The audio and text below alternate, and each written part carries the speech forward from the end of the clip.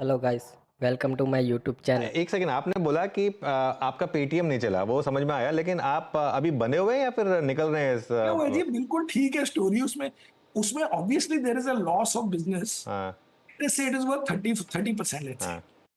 सो 30% means आप Jain and की price में 30% डिस्काउंट कर दो, 40% कर दो। उस वक्त आई थिंक 600 एंड समथिंग थी प्राइस। सो आप 30% उसका लॉस ले लो। बाकी में क्या आप कह सकते हो, बंद थोड़ा कर दिया किसी ने कंपनी को। पहले आप देखिए कि जो बाकी पेमेंट कंपनीज हैं उसमें भी बैंक नहीं होते। ये सुना कि हर पेमेंट कंपनी के पास बैंक है अपना। फोन पे का अपना बैंक थोड़ी ना है। इन्होंने एक्स्ट्रा करके बैंक भी लेने की कोशिश की या बनाने की कोशिश की, चलो वो फेल हो गया। उसमें जो प्लस माइनस होगा उसके जो एक्स्ट्रा प्रॉफिट थे वो गए, क्योंकि आपने वॉलेट का लाइसेंस गिव अप कर दिया थिंकिंग कि आपके पास बैंक को मिल गया है। तो वो अब 300-400 करोड़ का लॉस हो जाएगा। लॉस मीन्स रिलेटिव टू से हैविंग इट। तो दैट इज 1/4। आप 25% कम कर दो स्टॉक प्राइस।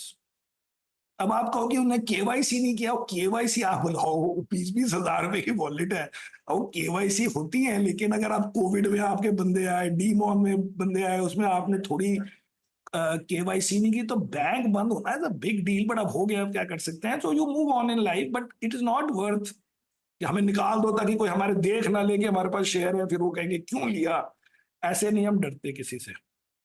कि ये मेरे ख्याल से आज की बाइट ऑफ द मॉर्निंग मानूंगा मैं, क्योंकि एक थोड़ी सी कॉन्ट्रा अप्रोच है यहाँ पर समीर जी की तरफ से, कि अभी भी यहाँ पर उनके हिसाब से स्टोरी एकदम इंटैक्ट है, तो उसमें बने नहीं, रहेंगे। इंटैक्ट नहीं है, इंटैक्ट नहीं है। बट 30%, 40% तो 30% तो सपोज वेस्ट हो गया, लॉस हो हाँ, हाँ, हाँ। गया, लॉस ऑफ अपॉर्चुनिटी या पोटेंशियल। तो intact is a strong word. But अगर 3-3.5 बिलियन डॉलर की कंपनी में $1 बिलियन कैश हो और एक और कंपनी हो फोन पे जिसके पास भी बैंक नहीं है अपना, और उसकी market value actual third party, क्योंकि नॉट जस्ट वॉलमार्ट, उसकी वैल्यू 12 बिलियन, ये मुझे थोड़ा नाजायज लगता है। बिकॉज अगर पेटीएम का स्टॉक रियली गिर जाए और गिर जाए, तो प्लीज नोट कि 5 साल तक एक भी फिनटेक पब्लिक नहीं जा सकता। ये तो simple rules of thumb, rules of life होते हैं, once in a while violate हो जाते हैं। लेकिन जब तक लिस्टेड कंपनी नहीं चलेगी, तो आप सोचो कि 50 कंपनियों का अगर कोई प्लान है, 15 उनमें से पब्लिक होंगी और 15 टेक ओवर होंगी एक दूसरे से,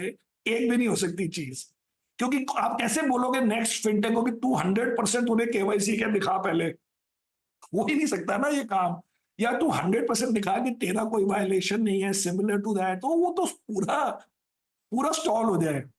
तो इसलिए रियलिटी में क्या होता है कि हर कंपनी में किसी में कुछ इशू आता है, किसी में कुछ होता है। वो फ्रॉड नहीं हुआ, कोई कस्टमर का लॉस नहीं हुआ, कोई जो आपने कहा कि मनी लॉन्ड्रिंग हुई है या केवाईसी हुआ है, उसमें आपने ब्लैक एंड व्हाइट में 100 आदमी पकड़े नहीं कि उन्होंने कोई ऐसी बड़ी चोरी की है जिससे आदमी की मॉरल कॉन्शियस शेक हो जाए, या लगे कि टॉप मैनेजमेंट अपने आप मिली हुई थी और कुछ हो रहा था, देन इट इज डिफरेंट।